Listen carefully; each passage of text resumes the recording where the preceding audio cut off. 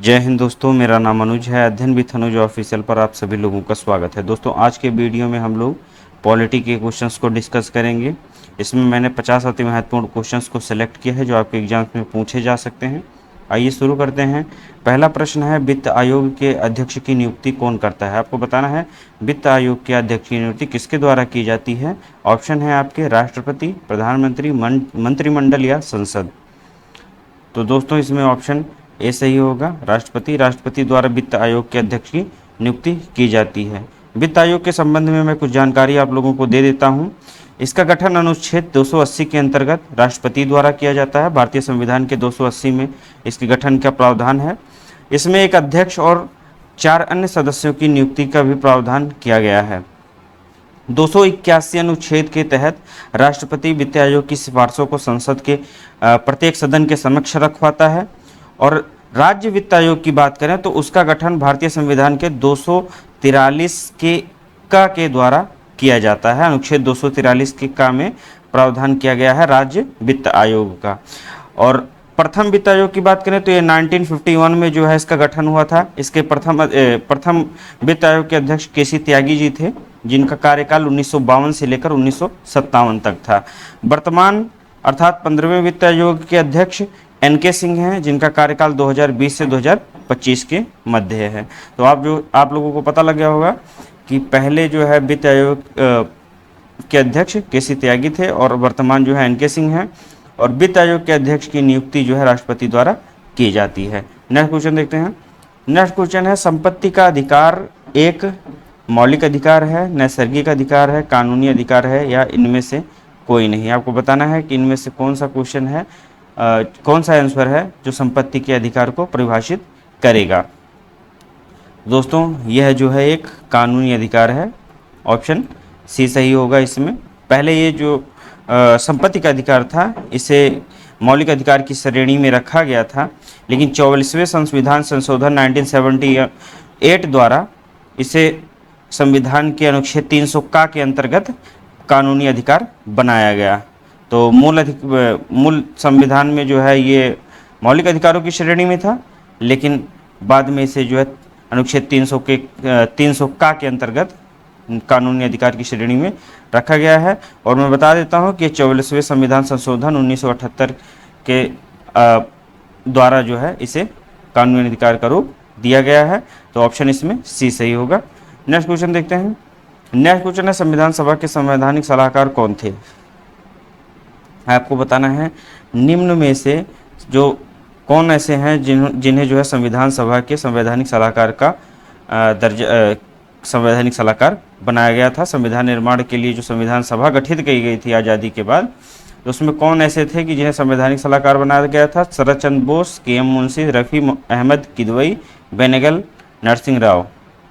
तो ऑप्शन इसमें डी सही होगा, बेनेगल नरसिंह राव अर्थात बी.एन. राव। इन्हें जो है संविधान सभा का संवैधानिक सलाहकार नियुक्ति किया गया था। के.एम. मुंशी जो थे, इन्हें प्रारूप समिति का, संविधान सभा के अंतर्गत जो प्रारूप समिति बनाई गई थी उसके सदस्यों में शामिल थे। प्रारूप समिति का अध्यक्ष, जैसा कि आप लोगों को मालूम है, डॉक्टर भीमराव अम्बेडकर जी थे। ये जो है प्रारूप समिति के अध्यक्ष थे के.एम.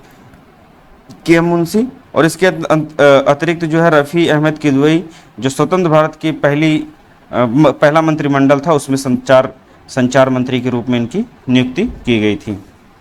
तो ये आपके 3 क्वेश्चंस हो गए हैं।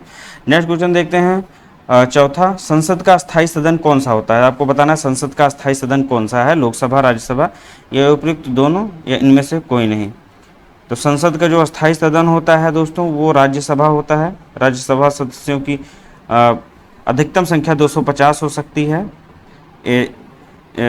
तो आप जो है इसमें ऑप्शन बी सही होगा। संसद का स्थायी सदन जो है राज्यसभा होता है। और राज्यसभा की संरचना का जो उल्लेख है ये अनुच्छेद 80 में किया गया है। भारतीय संविधान के अनुच्छेद 80 में किया गया है।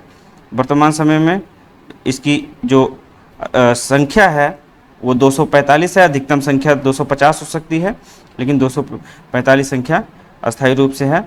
और 245 में 12 लोगों की नियुक्ति जो है मनोनयन जो है राष्ट्रपति के द्वारा किया जाता है। वे 12 लोग कला, साहित्य विज्ञान, समाज सेवा एवं सहकारिता के क्षेत्र के होते हैं, जिन्हें विशेषज्ञ होते हैं, अनुभवी होते हैं इन क्षेत्रों के, उन्हें जो है राष्ट्रपति द्वारा मनोनयन मिलता है। और जैसा कि मैंने बताया कि संसद का जो स्थायी सदन है वो राज्यसभा है, तो इसे कभी भंग नहीं किया जा सकता। इसका कार्यकाल 6 वर्षों के लिए, प्रत्येक सदस्यों का कार्यकाल इसमें 6 वर्षों के लिए होता है। इसके 1/3 सदस्य जो है प्रति 2 वर्ष में सेवानिवृत्त हो जाते हैं। यह प्रावधान जो है 83 का के अंतर्गत दिया गया है। और सर्वाधिक जो राज्यसभा सदस्यों की, राज्यसभा सीटों की जो संख्या है वो उत्तर प्रदेश में है। 31 राज्यसभा सीटें उत्तर प्रदेश में हैं। तो नेक्स्ट क्वेश्चन देखते हैं। नेक्स्ट क्वेश्चन है, भारत सरकार के सर्वोच्च शासकीय अधिकारी कौन है? आपको बताना है भारत सरकार के सर्वोच्च शासकीय अधिकारी कौन है। इसमें दिल्ली के उपराज्यपाल, भारत के रक्षा सचिव, भारत के मंत्रिमंडलीय सचिव, भारत के प्रधानमंत्री के मुख्य सचिव। तो इसमें ऑप्शन सी सही होगा।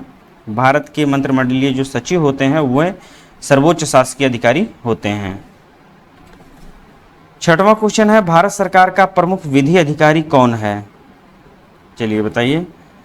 भारत के मुख्य न्यायाधीश, उच्चतम न्यायालय के पंजीयक, भारत के विधि मंत्री या भारत के महान न्यायवादी। तो ऑप्शन इसमें डी सही होगा। भारत के महान न्यायवादी जो है भारत के प्रमुख विधि अधिकारी होते हैं।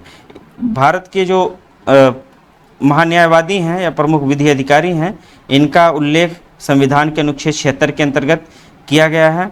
इनके बारे में बताया गया है कि ये तो ना संसद के सदस्य होते हैं और ना ही मंत्रिमंडल के, लेकिन जो है सदन की किसी भी कार्यवाही में, किसी भी समिति में ये बोल सकते हैं, लेकिन इन्हें मत देने का अधिकार प्रदान नहीं है। ये इसका जो है प्रावधान अनुच्छेद 88 के अंतर्गत किया गया है। और इनकी नियुक्ति राष्ट्रपति द्वारा की जाती है। अर्हताएं, जो योग्यताएं हैं प्रमुख विधि अधिकारी की या महान्यायवादी की, वो जो है उच्चतम न्यायालय के न्यायाधीश ही हो सकते हैं, अर्थात उच्चतम न्यायालय के न्यायाधीश ही विधि अधिकारी अर्थात भारत के महान्यायवादी बनने का अधिकार रखते हैं। और भारत के जितने भी जो है न्यायालय हैं उनमें जो है इन्हें सुनवाई का अधिकार प्राप्त है। नेक्स्ट क्वेश्चन देखते हैं। 7वां क्वेश्चन है, भारत के कितने राज्यों में द्विसदनात्मक विधानमंडल है? बताइए। इसमें आपको बताना है कि किन राज्यों में द्विसदनात्मक विधानमंडल है। ऑप्शन ए है 5, ऑप्शन बी है 6, ऑप्शन सी है 7, ऑप्शन डी है 12।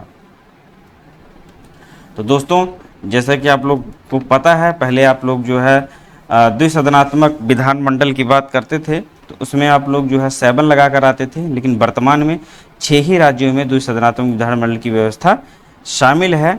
तो यह 6 राज्य आपको मैं बता देता हूं कि आंध्र प्रदेश हैं, बिहार हैं, कर्नाटक, महाराष्ट्र, तेलंगाना और उत्तर प्रदेश हैं।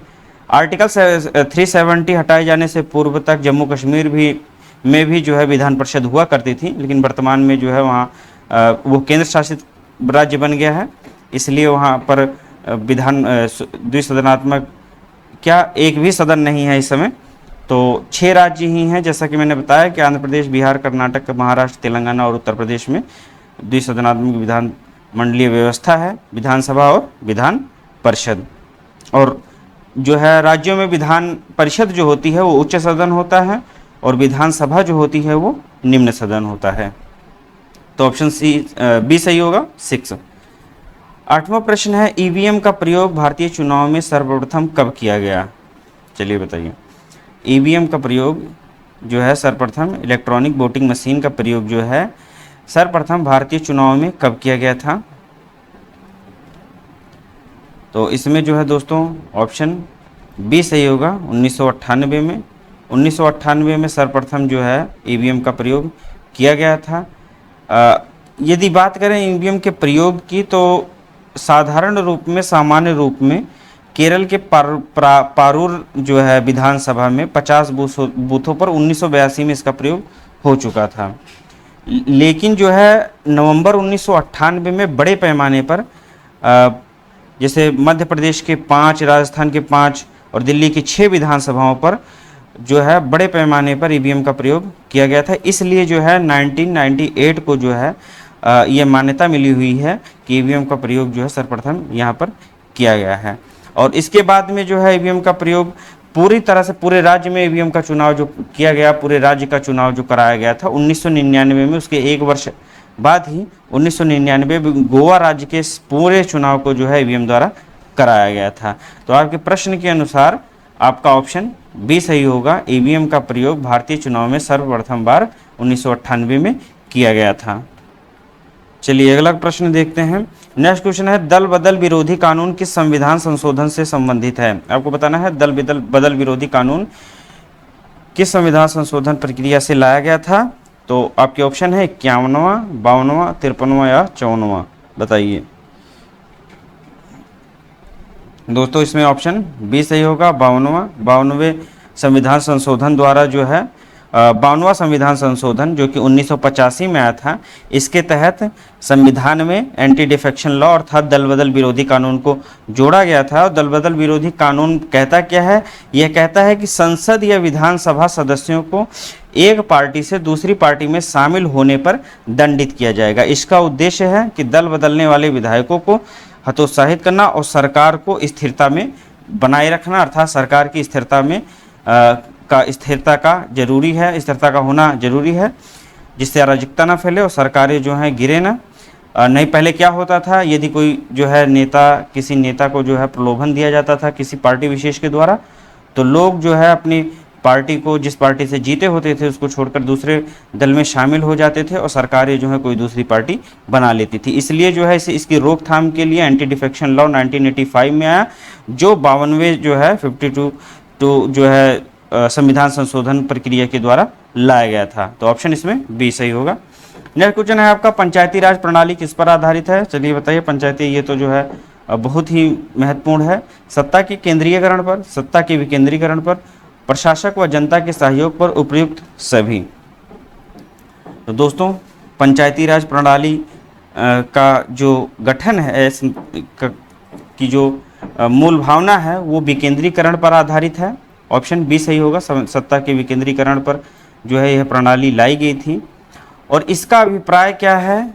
इसका अभिप्राय जो है स्थानीय स्वशासन से है। पंचायती राज प्रणाली का मतलब है स्थानीय स्वशासन, जिसका सामान्य सा अर्थ है शासन सत्ता की एक स्थान पर केंद्रित, शासन सत्ता को एक स्थान पर केंद्रित करने की बजाय जो है कई स्थानों पर, स्थानीय स्तरों पर, अर्थात स्थानीय स्तरों पर जो है इसे विभाजित कर देना, ताकि आम आदमी की सत्ता में भागीदारी सुनिश्चित हो सके और वह आम आदमी अपने हितों तथा आवश्यकताओं के अनुरूप शासन संचालन में अपना योगदान दे सके। दोस्तों स्वतंत्रता के पश्चात पंचायती राज व्यवस्था की बात करें तो इसकी जो है स्थापना लोकतांत्रिक विकेंद्रीकरण की अवधारणा को साकार करने के लिए जो उठाए गए कदम थे सरकार के, कि लोकतांत्रिक विकेंद्रीकरण जो है देश के शासन चलाने में सहायक होगा, लोगों तक जो है लोकतंत्र पहुंचेगा और जो है पारदर्शिता आएगी शासन व्यवस्था में। उनमें जो है यह एक महत्वपूर्ण कदम था। 1993 में 73वें संविधान संशोधन द्वारा जो है पंचायती राज व्यवस्था की शुरुआत की गई थी। यदि ऐतिहासिक पृष्ठभूमि की बात करूं तो यह भारत में जो स्थानीय स्वशासन है उसके जनक लॉर्ड रिपन माने जाते हैं। उन्होंने 1882 में स्थानीय स्वशासन संबंधी प्रस्तावों को जो है लागू किया था, जिन्हें जो है उस समय का मैग्ना कार्टा कहा जाता है, स्थानीय स्वशासन संस्थाओं का मैग्ना कार्टा कहा जाता है।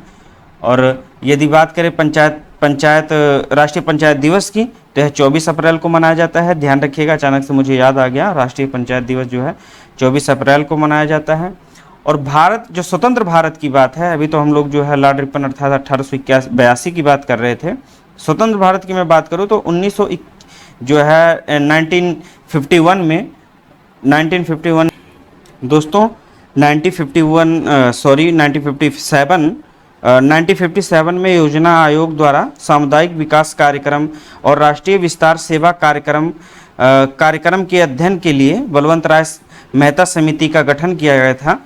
और नवंबर 1957 में समिति ने अपनी रिपोर्ट सौंपी, जिसमें उन्होंने त्रिस्तरीय पंचायत राज व्यवस्था, जिनमें ग्राम स्तर, मध्यवर्ती स्तर एवं जिला स्तर पर प्रशासन को लागू करने का सुझाव दिया था। और वर्ष 1958 में राष्ट्रीय विकास परिषद द्वारा बलवंत राय मेहता समिति की सिफारिशों को स्वीकार कर लिया गया। और इस तरह 2 अक्टूबर 1959 को नागौर जिला जो कि राजस्थान में है, उसमें तत्कालीन प्रधानमंत्री पंडित जवाहरलाल नेहरू जी के द्वारा जो है देश की पहली त्रिस्तरीय पंचायत व्यवस्था का उद्घाटन किया जाता है। और इसके आगे वर्ष 1993 में 73वें एवं 74वें संविधान संशोधन के द्वारा भारत में पंचायती राज व्यवस्था को संवैधानिक दर्जा मिल जाता है। आपको आपके एग्जाम पॉइंट ऑफ व्यू से इसमें 5-6 चीज़ें जरूरी हैं। पहला कि पंचायती राज व्यवस्था सत्ता के विकेंद्रीकरण पर आधारित है।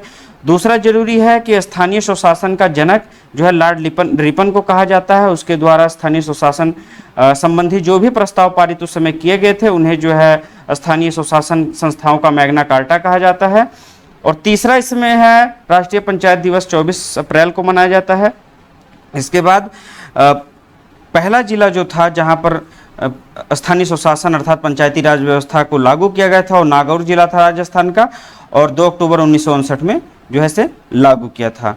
और एक प्रश्न जो कि आपके लिए जरूरी हो जाता है कि 1993 में 73वें और 74वें जो संविधान संशोधन है उसके अंतर्गत पंचायती राज व्यवस्थाओं को संवैधानिक दर्जा प्रदान किया गया था। आइए नेक्स्ट क्वेश्चन देखते हैं। नेक्स्ट क्वेश्चन है आपका, राष्ट्रपति आंग्ल भारतीय समुदाय के कितने प्रतिनिधियों को लोकसभा में नियुक्त करता है? राष्ट्रपति आंग्ल भारतीय समुदाय एंग्लो इंडियन समुदाय की कम्युनिटी के कितने प्रतिनिधियों को लोकसभा में मनोनयन किया जाता है? तो आपके ऑप्शन है 2, 4, 6, 12। चलिए बताइए बताइए दोस्तों। तो इसमें जो है ऑप्शन ए सही होगा। 2 राष्ट्रपति के द्वारा एंग्लो इंडियंस को लोकसभा में 2 लोगों का मनोनयन किया जाता है। अब मैं आपको जो है थोड़ा लोकसभा के बारे में जानकारी दे देता हूँ। संविधान में व्यवस्था की गई है कि जो है लोकसभा में अधिकतम संख्या 552 ही हो सकती है। लोकसभा की अधिकतम जो संख्या है वो 552 होगी, जिनमें 530 सदस्य जो है राज्यों का प्रतिनिधित्व करेंगे और 20 सदस्य संघ शासित राज्यों के प्रतिनिधि होंगे, और 2 सदस्य जिनका मैंने अभी जिक्र किया या प्रश्न के अनुसार आंग्ल भारतीय समुदाय के होंगे। इस तरह से 552 लोग जो है संसद सदन में आ सकते हैं लोकसभा के माध्यम से। लोकसभा की संरचना की बात करें तो इसे अनुच्छेद 81 के अंतर्गत वर्णित किया गया है, और यह जो है सदन का निचला सदन होता है, अर्थात जो निम्न सदन होता है। राज्यसभा को उच्च सदन का दर्जा प्राप्त है और लोकसभा को निम्न सदन का दर्जा प्राप्त है। लोकसभा सीटों की बात करें तो उत्तर प्रदेश में 80 लोकसभा सीटें जो है सर्वाधिक उत्तर प्रदेश में दी गई हैं। प्रथम लोकसभा अध्यक्ष आपके गणेश वासुदेव वावलंकर थे, और वर्तमान जो है जो कि 17वीं लोकसभा है इसमें ओम बिड़ला जी लोकसभा के अध्यक्ष हैं। थोड़ा जो है राज्यसभा के बारे में भी इसी वक्त जान लेते हैं।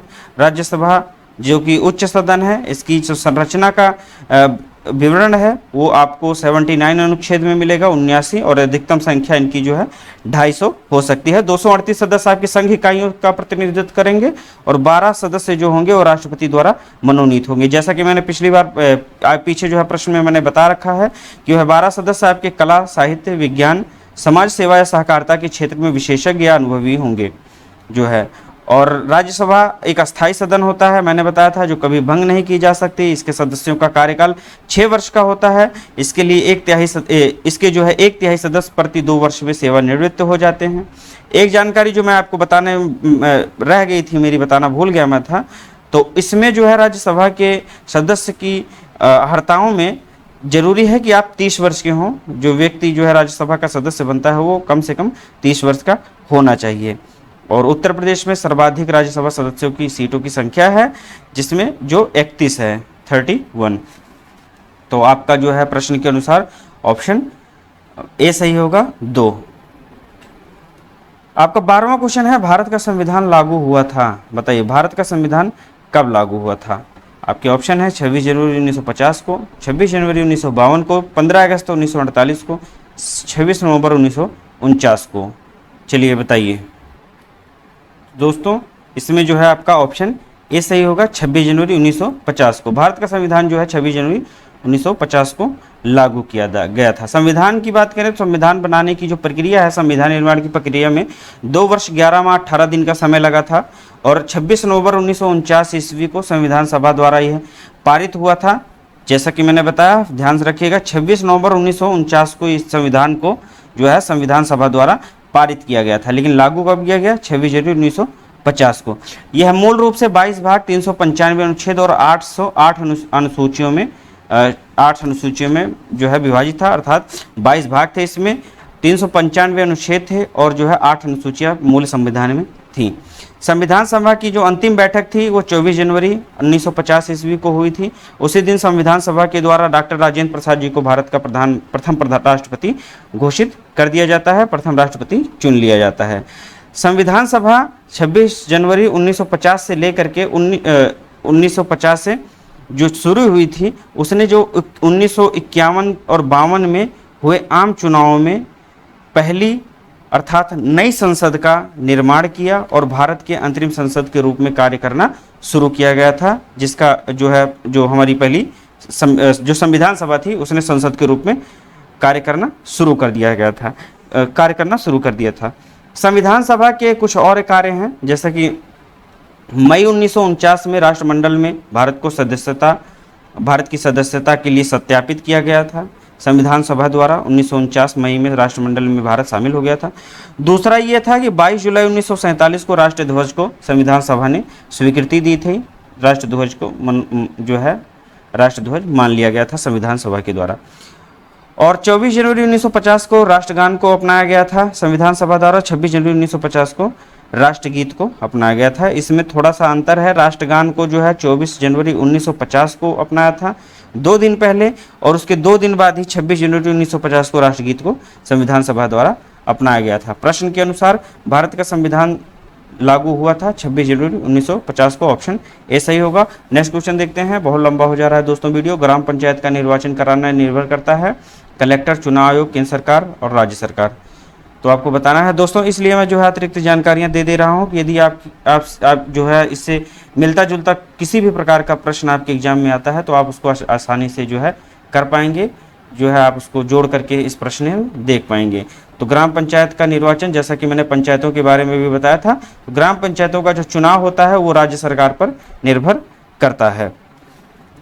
तो ग्राम पंचायतों के बारे में बता चुका हूं आपको। मैं थोड़ा निर्वाचन के बारे में बता देता हूं। तो निर्वाचन आयोग जो है भारतीय संविधान के भाग 15 में है, जो अनुच्छेद 324 से लेकर के 329 के बीच में निर्वाचन आयोग के बारे में दिया गया है। निर्वाचन आयोग की स्थापना 25 जनवरी 1950 में की गई थी और वर्तमान मुख्य चुनाव आयुक्त जो आपके हैं राजीव कुमार हैं। फिर से एक बार जान लीजिए, निर्वाचन आयोग जो है भारतीय संविधान के भाग 15 में वर्णित है। चलिए बताइए, अविश्वास प्रस्ताव किस सदन में लाया जाता है? ऑप्शन है आपके लोकसभा, राज्यसभा, किसी भी सदन में या उच्चतम न्यायालय में।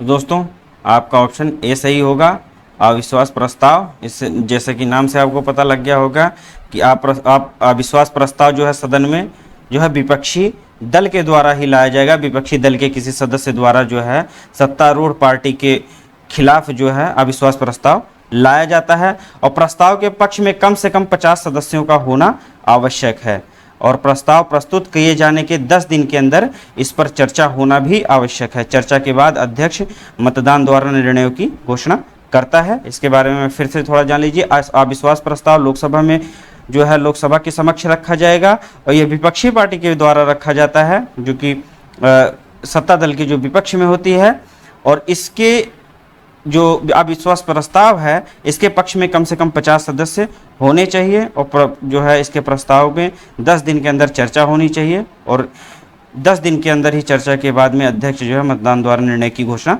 करता है। तो ऑप्शन ए सही होगा। नेक्स्ट क्वेश्चन है आपका 15वां राज्य पुनर्गठन अधिनियम कब पारित किया गया था? चलिए बताइए, 1950 ईस्वी में, 1919 ईस्वी में, 1956 ईस्वी में, 1959 ईस्वी में। राज्य पुनर्गठन अधिनियम बहुत ही महत्वपूर्ण है, ऑप्शन इसमें सी सही होगा। 1956 में राज्य पुनर्गठन अधिनियम 1956 ईस्वी में पारित किया गया था, ऑप्शन सी सही है। राज्य पुनर्गठन अधिनियम 1956 के तहत जो है भाषाई आधार पर भारत संघ के भीतर जितने भी राज्य हैं उनकी सीमाओं को परिभाषित किया गया था, और जो है भाषा के आधार पर नए राज्यों के गठन की जो है बात की गई थी। और 1956 में जब ये संविधान संशोधन राज्य पुनर्गठन अधिनियम जो लाया गया है, तो इसके परिणाम स्वरूप 1 नवंबर 1956 को भारत में 14 और 6 जो है केंद्र शासित प्रदेशों का गठन किया गया था। ऑप्शन इसमें सी सही होगा। नेक्स्ट देखते हैं, इसमें बहुत सारी चीज़ें हैं दोस्तों, जैसे कि आंध्र प्रदेश का गठन पोट्टू श्री रामुलु द्वारा जो है 56 दिनों तक लगातार जो है भूख हड़ताल करना, उसके बाद में उनकी मृत्यु हो जाने के बाद जो है आंध्र प्रदेश का गठन होता है। तो बहुत सारी चीज़ें हैं, बहुत ही लंबा वीडियो हो जाएगा। देखते हैं अगला क्वेश्चन, किसी राज्य में विधान परिषद की स्थापना और समाप्ति का प्रावधान है? भारत किसी राज्य में विधान परिषद की स्थापना जो है और उसके समाप्ति का जो प्रावधान है वो भारतीय संविधान के किस अनुच्छेद के अंतर्गत रखा गया है? तो विधान परिषद के बारे में मैं आपको पहले बता चुका हूं। ऑप्शन देखिए इसमें, अनुच्छेद 170 में, अनुच्छेद 169 में, अनुच्छेद 168 में, अनुच्छेद 167 में।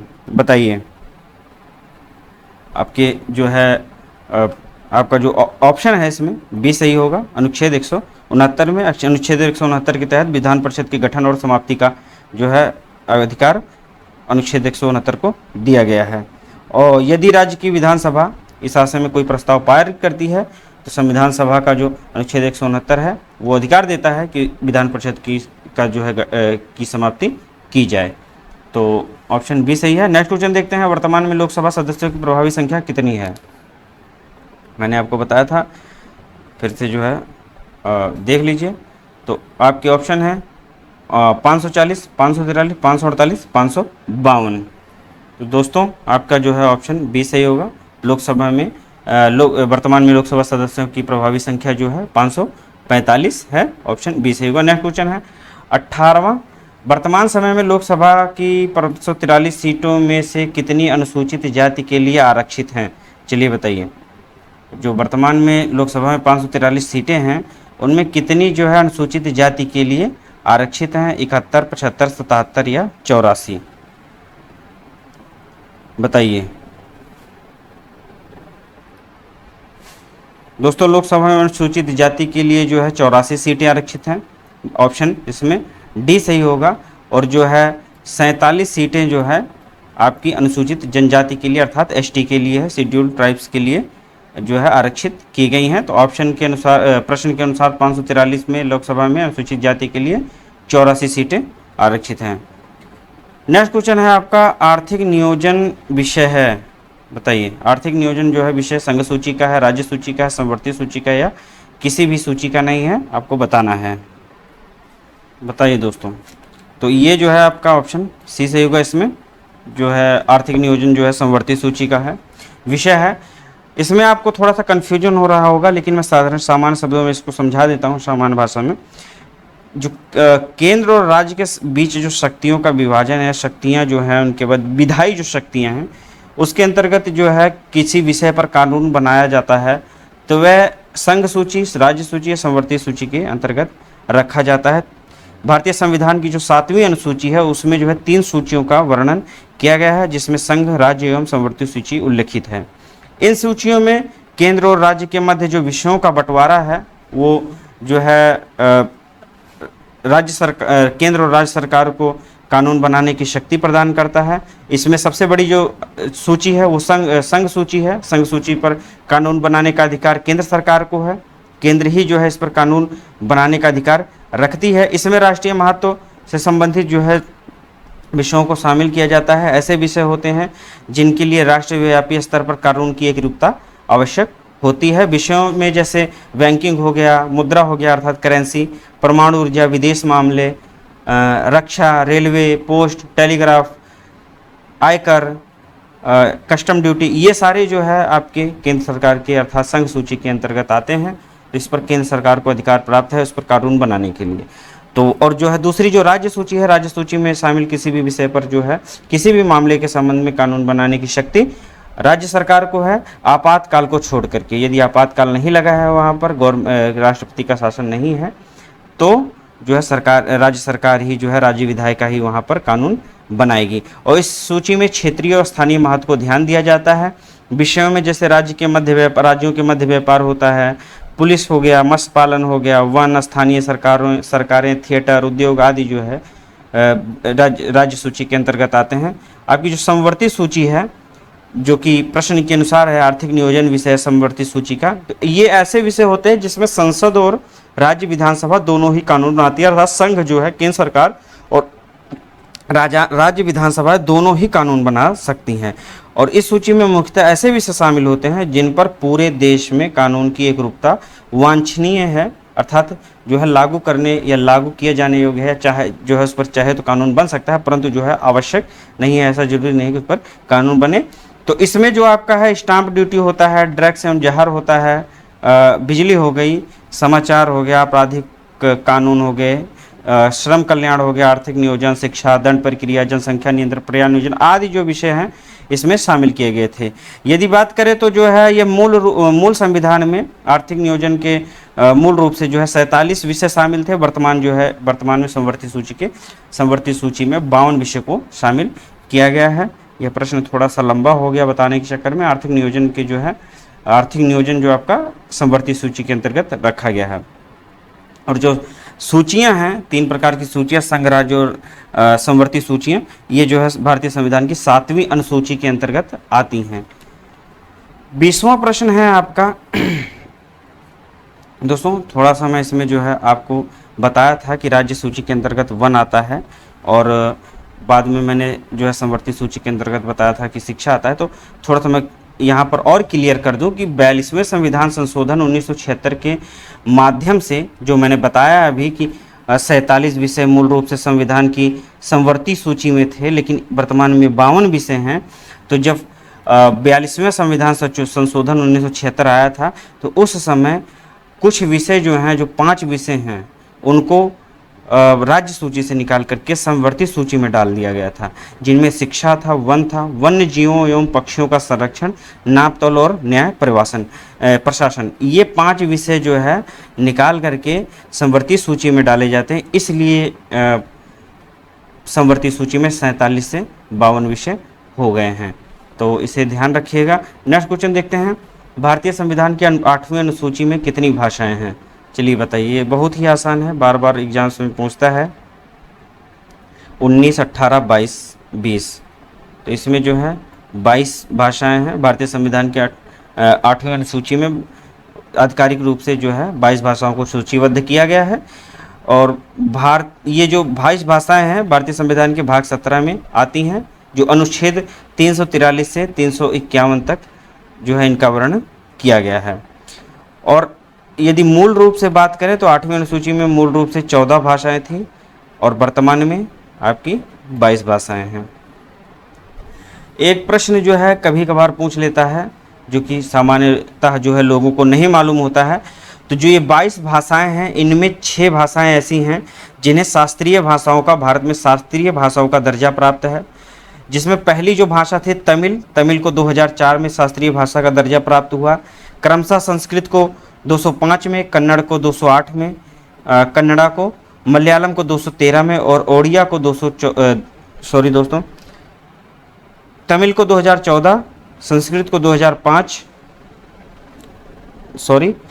तमिल को 2004, संस्कृत को 2005, कन्नड़ा को 2008, मलयालम को 2013 और ओडिया को 2014 में शास्त्रीय भाषाओं का दर्जा प्राप्त हुआ है।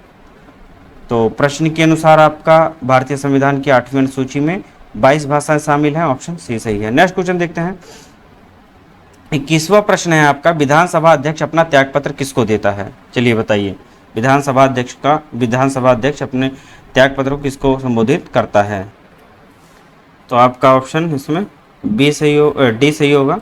विधानसभा अध्यक्ष अपना त्यागपत्र विधानसभा उपाध्यक्ष को सौंपता है, ऑप्शन इसमें डी सही होगा। विधानसभा अध्यक्ष के संबंध में कुछ जानकारियां जो है मैं जल्दी से आपको बता देता हूं कि जो विधानसभा अध्यक्ष होते हैं ये किसी भी सदन में मतदान के अधिकारी नहीं होते हैं, जो है मतदान का अधिकार नहीं होता है। लेकिन यदि सदन में जो है मत बराबरी में हो तो ये अपने मत को दे करके, निर्णायक मत को दे करके जो है फैसले को घोषित करते हैं। और जब कभी अध्यक्ष को पद से हटाना होता है तो उस समय जो है वो सदन की अध्यक्षता नहीं करता है। एक महत्वपूर्ण बात और, यदि किसी विधेयक को जो है सदन में प्रस्तुत किया जाता है तो उसे धन विधेयक है ये माना जाए, जो है तो मानना है या नहीं मानना है, तो ये जो है विधानसभा अध्यक्ष के ऊपर निर्भर करता है कि किसी विधेयक को धन विधेयक माना जाएगा। तो आपका प्रश्न के अनुसार ऑप्शन डी सही होगा। विधानसभा उपाध्यक्ष को विधानसभा अध्यक्ष अपना त्यागपत्र सौंपता है। आपका 22वां प्रश्न है, भारतीय संविधान के किस अनुच्छेद में भारतीय नागरिकों के मूल कर्तव्य को शामिल किया गया है? अनुच्छेद 50 का, अनुच्छेद 50 का, अनुच्छेद 51 का, अनुच्छेद 51 का। खा जल्दी से बताइए, बहुत लेट हो रहा है दोस्तों। तो आपका इसमें जो है ऑप्शन सॉरी जो है 51 का सही होगा, सी वाला अनुच्छेद 51 के जो है का के अंतर्गत वर्णित है। ये भाग जो है 4 के का में है, भाग 4 के का में अनुच्छेद 51 के का के तहत जो है मौलिक कर्तव्यों को रखा गया है। यदि बात करें तो सरदार स्वर्ण सिंह समिति की अनुशंसा पर संविधान में जो है 42वां संविधान संशोधन 1976 हुआ था। उसी के दौरान जो है उसी के तहत मौलिक कर्तव्यों को संविधान में जोड़ा गया था और इसकी संकल्पना जो है रूस से ली गई है। प्रश्न पूछता है कि मौलिक कर्तव्यों की संकल्पना या मौलिक कर्तव्यों को कहाँ से लिया गया है, तो यह जो है रूस से लिया गया है। प्रश्न के अनुसार भारतीय संविधान में मूल कर्तव्यों को किस अनुच्छेद के अंतर्गत रखा गया है, तो यह जो है अनुच्छेद सी के ऑप्शन में जो है अनुच्छेद 51 के का में रखा गया है। आपका नेक्स्ट क्वेश्चन है, लोकसभा के निर्वाचन में एक उम्मीदवार अपनी जमानत की राशि खो देगा अगर उसे कुल वैध मतों का। इसमें आपको बताना है कि लोकसभा चुनाव में यदि एक उम्मीदवार है और वो अपनी जमानत की राशि कब खो देता है, जब उसे 1/5 वोट से कम 1/5 से कम मत प्राप्त होते हैं, 1/8 से कम मत प्राप्त होते हैं, 1/6 से कम मत प्राप्त होते हैं। बताइए इसमें से, तो इसमें ऑप्शन सी सही होगा। यदि वह 1/6 से कम मत प्राप्त करता है तो वह जो है अपनी जमानत राशि खो देता है। नेक्स्ट क्वेश्चन देखते हैं, एक उच्च न्यायालय का न्यायाधीश अपना त्यागपत्र किसको संबोधित करता है? बताइए। राष्ट्रपति को, भारत के मुख्य न्यायाधीश को, उसके राज्य के उच्च न्यायालय के मुख्य न्यायाधीश को, राज्य के राज्यपाल को। तो उच्च न्यायालय का न्यायाधीश जो होगा वो जो है अपना त्यागपत्र राष्ट्रपति को संबोधित करेगा। ऑप्शन ए सही होगा। नेक्स्ट क्वेश्चन देखते हैं, राष्ट्रपति द्वारा राज्यसभा के सदस्यों के नामांकन का नियम किस देश के संविधान से लिया गया है? बताइए दोस्तों। तो इसमें जो है आपका आयरलैंड होगा। जो राष्ट्रपति द्वारा राज्यसभा में सदस्यों का नामांकन किया जाता है, 12 सदस्यों का मैंने बताया था कि राज्यसभा में राष्ट्रपति द्वारा 12 सदस्यों का नामांकन किया जाएगा। एक बार मैं आपको याद करा दूं, वह सदस्य साहित्य, कला, विज्ञान, समाज सेवा इत्यादि क्षेत्रों से आते हैं, तो उनका मनोनयन जो है राष्ट्रपति द्वारा होता है। तो यह अवधारणा जो है आयरलैंड से ली गई थी। इसके अतिरिक्त जो बहुत ही बार परीक्षा में पूछा जाता है, तो आयरलैंड से नीति निर्देशक सिद्धांतों को लिया गया है। जो तीसरा विषय जो आयरलैंड से लिया गया है, तो राष्ट्रपति की निर्वाचन मंडल की व्यवस्था ली गई है। नेक्स्ट क्वेश्चन देखते हैं, भारत के राष्ट्रपति का भाग 4 किसके बारे में बताता है? भारत के संविधान का भाग 4 किसके बारे में बताता है? मौलिक अधिकार, नागरिकता, राज्य के नीति निर्देशक तत्व, और यहाँ जो है होना था राज्य के नीति निर्देशक तत्व और मौलिक कर्तव्य। तो बताइए, तो इसमें जो है दोस्तों ऑप्शन सी सही होगा। जो भारत का भाग 4 है वह जो है राज्य के नीति निर्देशक तत्वों के बारे में बताता है। ये नीचे लिख उठा है। इसके बारे में मैंने आपको पहले जो है इसके 2 प्रश्न पहले जानकारी दी है, ध्यान रखिएगा, आपको ध्यान ही होगा।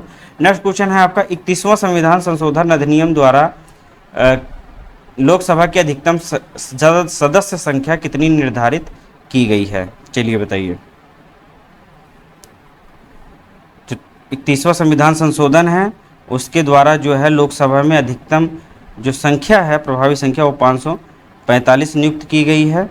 ये जो है 1973 में संविधान संशोधन आया था, जिसमें जो है उस समय 1973 से पहले 525 लोकसभा सदस्यों की अधिकतम संख्या हो सकती थी, लेकिन 1973 के बाद में इसमें व्यवस्था की गई कि 545 कर दी गई और केंद्र शासित प्रदेशों का जो प्रतिनिधित्व है उसे 25 से घटा करके 20 कर दिया गया था। तो ऑप्शन इसमें डी सही होगा, 545। आपका नेक्स्ट क्वेश्चन है, भारत के प्रधानमंत्री की नियुक्ति कौन करता है? बताइए। भारत के प्रधानमंत्री की नियुक्ति किसके द्वारा की जाती है? तो यह जो है राष्ट्रपति के द्वारा की जाती है। भारत के संविधान के अनुच्छेद 74 के अनुसार राष्ट्रपति को जो है उसके कार्यों के संपादन और सलाह देने हो तो एक मंत्रिपरिषद होगी और उसके उसका जो प्रधान होगा वो प्रधानमंत्री होगा, ऐसा अनुच्छेद 74 में वर्णित है। और अब बात करते हैं प्रधानमंत्री और राष्ट्रपति के मध्य संबंध की। तो संविधान के अनुच्छेद 15 में ये कहा गया है कि प्रधानमंत्री की नियुक्ति राष्ट्रपति करता है, और जब राष्ट्रपति जो है प्रधानमंत्री की नियुक्ति कर देता है तो उसके बाद प्रधानमंत्री की सलाह पर अन्य मंत्रियों की अन्य मंत्रियों की जो नियुक्ति है वो भी जो है राष्ट्रपति के द्वारा की जाती है।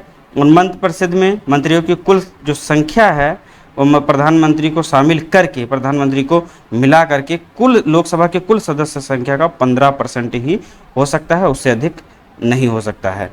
तो ये जो संख्या का प्रावधान है इसे 91वां जो है 91 संविधान संशोधन अधिनियम 2003 के अंतर्गत जोड़ा गया था। तो प्रश्न के अनुसार आपका ऑप्शन ए सही होगा।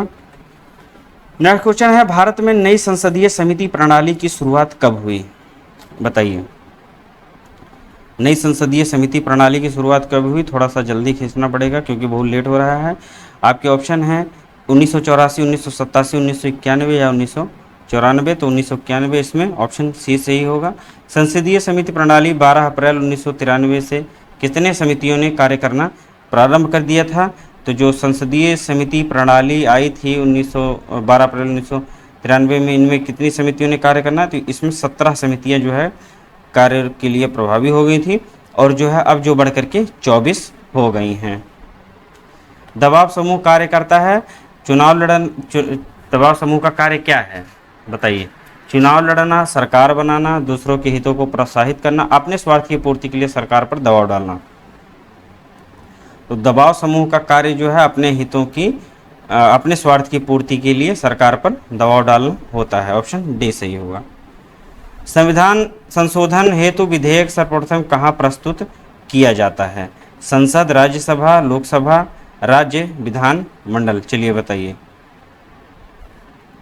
तो ऑप्शन इसमें ए सही होगा। संविधान संशोधन हेतु विधेयक जो है सर्वप्रथम संसद में प्रस्तुत किया जाता है। नेक्स्ट क्वेश्चन है आपका, ये थोड़ा सा लग रहा है बड़ा हो जाएगा, लेकिन कोशिश करूंगा जो है शॉर्ट में समझा दूं। संविधान के किस अनुच्छेद के तहत राज्य में जो है संवैधानिक तंत्र विफल हो जाने पर राष्ट्रपति शासन लागू किया जाता है? बताइए। आपके ऑप्शन है 352, 354, 355, 356। बताइए दोस्तों। पहले तो मैं आपको बता देता हूँ राष्ट्रपति शासन जो है लगाने के संबंध में या आपात उपबंधों के संबंध में, जो भारतीय संविधान में आपात उपबंध के थोड़ा सा जल्दी से बताऊंगा। भारतीय संविधान के अंतर्गत 3 प्रकार के आपात उपबंधों की व्यवस्था की गई है, जिनमें जो है पहला है राष्ट्रीय आपात, जो कि पूरे राष्ट्रीय स्तर पर लगेगा। दूसरा राष्ट्रपति शासन, जो राष्ट्रपति शासन का उद्देश्य जो है राज्यों में स्थायी तंत्र फेल हो जाने के विषय में लगाए, संवैधानिक तंत्र फेल हो जाने के, जैसा कि जो है प्रश्न के अनुसार। तीसरा जो होता है वो वित्तीय आपात होता है। राष्ट्रीय आपात की जो स्थिति है या उसका जो जिक्र है राष्ट्रीय आपात का उपबंध अनुच्छेद 352 के अंतर्गत रखा गया है। इसमें जो है 3 प्रकार से घोषणा की गई है कि यदि युद्ध होता है, बाह्यक्रमण होता है, सशस्त्र विद्रोह होता है, तो इस संबंध में राष्ट्रपति जो है राष्ट्र स्तर पर जो है आपातकाल की घोषणा कर सकता है। तो यह 352 के अंतर्गत रखी गई है विषय वस्तु। अब आते हैं प्रश्न पर हम लोग कि संवैधान किसी राज्य में जो है संवैधानिक तंत्र विफल हो जाता है तो राष्ट्रपति शासन लागू किया जाता है। तो ये आपका ऑप्शन इसमें डी सही होगा, 356।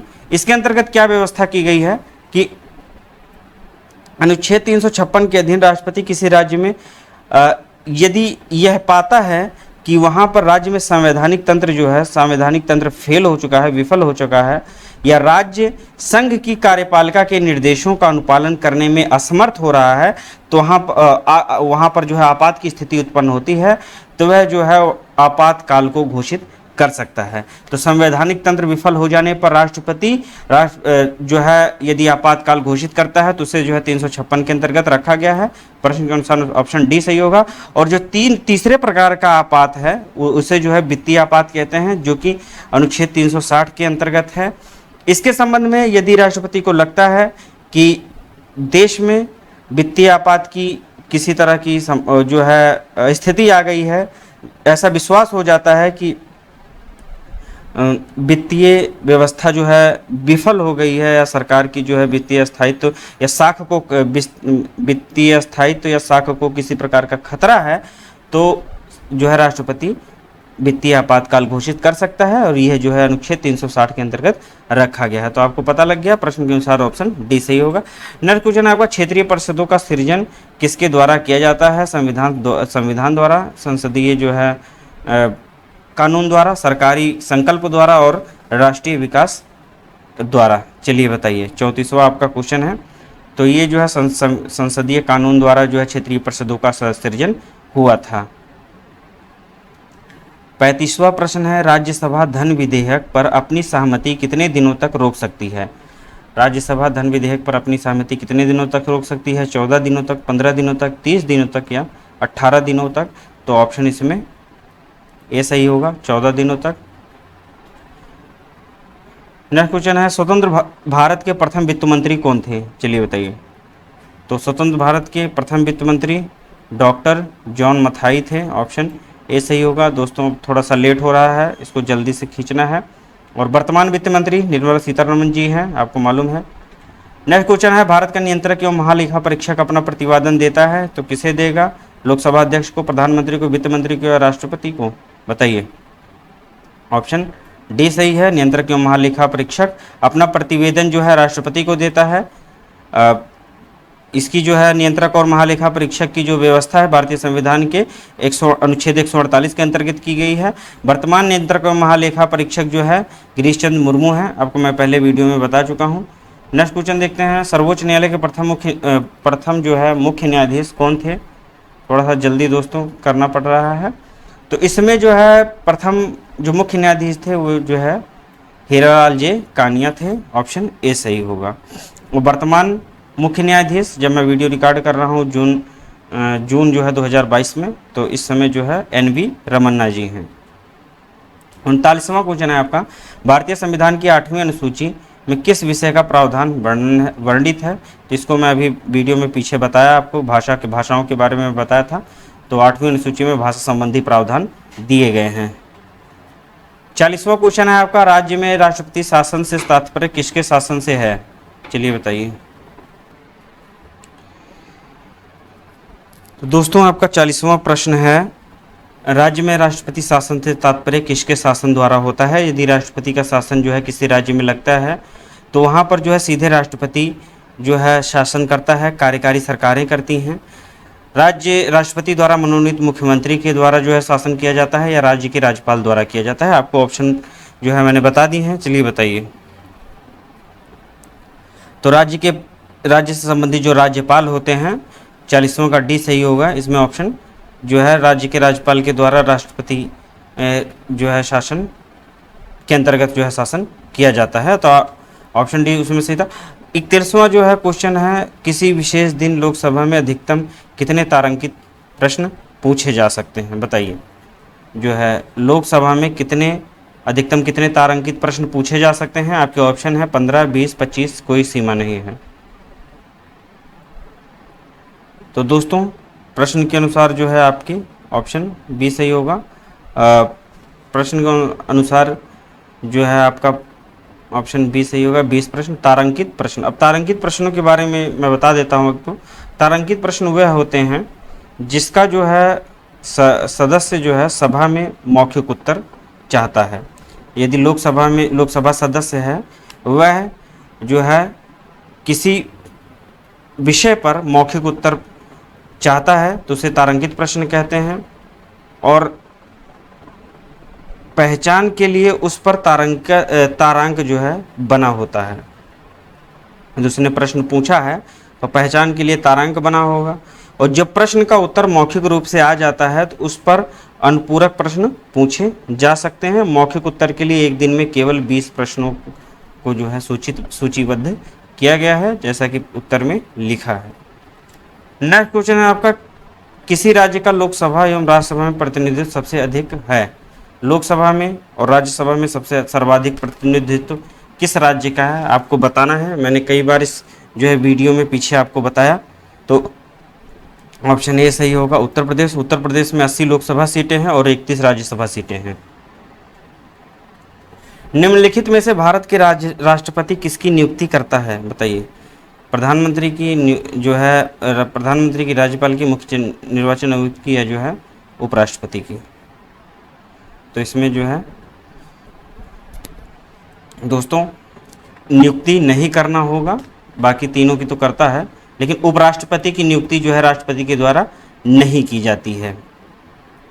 प्रश्न मैं फिर से बता देता हूं कि निम्नलिखित में से भारत के राष्ट्रपति किसकी नियुक्ति नहीं करता है? तो जो है उपराष्ट्रपति की नियुक्ति राष्ट्रपति के द्वारा नहीं की जाती है, ऑप्शन ए सही होगा। आपका 44वां क्वेश्चन है, राज्य सरकार का संवैधानिक प्रमुख होता है। जो राज्य सरकार का संवैधानिक प्रमुख होगा वो कौन सा होगा? वह जो है राज्यपाल होगा, ऑप्शन सी सही होगा इसमें। भारत के संविधान के 73वें संविधान संशोधन का संबंध किससे है? केंद्र राज्य संबंध से, सर्वोच्च न्यायालय की शक्तियों से, संसद सदस्यों के वेतन तथा विशेष अधिकारों से, पंचायती राज व्यवस्था से। अभी मैंने आपको कुछ देर पहले बताया था, तो यह जो है ऑप्शन डी सही होगा, पंचायती राज व्यवस्था से। संविधान का जो 73वां संशोधन है वो पंचायती राज व्यवस्था से संबंधित है। किसी राज्य का उच्चतम विधि अधिकारी होता है? Attorney general, advocate general, solicitor general, विधि विभाग का महासचिव। बताइए। तो इसमें जो है राज्य का जो उच्चतम विधि अधिकारी होगा वो एडवोकेट जनरल होगा, ऑप्शन बी सही होगा इसमें। नेक्स्ट क्वेश्चन है आपका, संविधान सभा के चुने हुए अस्थायी सदस्य कौन थे? बताइए। आपको बताना है कि संविधान सभा के चुने हुए अस्थायी अध्यक्ष कौन थे? तो ये जो है सच्चिदानंद सिन्हा जी थे। यदि अस्थायी सदस्य पूछता है तो वह डॉक्टर राजेंद्र प्रसाद थे। इसमें जो है कंफ्यूज मत होइएगा, अस्थायी सदस्य सच्चिदानंद सिन्हा जी थे और अस्थायी सदस्य जो है डॉक्टर राजेंद्र प्रसाद जी थे। नेक्स्ट क्वेश्चन है आपका, निम्नलिखित में से कौन भारतीय राज्य व्यवस्था में सर्वोच्च है? बताइए। भारत की राज्य व्यवस्था में सर्वोच्च कौन सा है? संसद, धर्म, संविधान या सर्वोच्च न्यायालय? तो ऑप्शन सी सही होगा, संविधान जो है हमारे यहाँ सर्वोच्चता पर शामिल है। राष्ट्रीय पिछड़ा वर्ग आयोग की स्थापना कब हुई थी? राष्ट्रीय जो है पिछड़ा वर्ग आयोग की स्थापना 1993 में हुई थी, ऑप्शन डी सही होगा। दोस्तों ये जो है 50वां क्वेश्चन था आपका, फिर 36 लिख उठा है। तो 50वां क्वेश्चन और इस वीडियो का अंतिम क्वेश्चन है, भारत के किसी राज्य की राज्यपाल बनने वाली प्रथम महिला कौन थी? तो वह थी जो है आपकी सरोजिनी नायडू जी। प्रथम मुख्यमंत्री यदि थी तो वे सुचिता कृपलानी जी थी। सुचिता कृपलानी उत्तर प्रदेश की पहली महिला मुख्यमंत्री थी और सरोजिनी नायडू जी जो है उत्तर प्रदेश की पहली जो है महिला राज्यपाल बनाई गई थी। तो ऑप्शन इसमें सी सही होगा। तो ये आज के प्रश्न थे पॉलिटी के, जो अभी हम लोगों ने डिस्कस किए हैं। इनको जो है आप लोग फिर से देख लीजिएगा, आपके लिए बहुत ही महत्वपूर्ण है। मिलते हैं अगले वीडियो में। जय हिंद।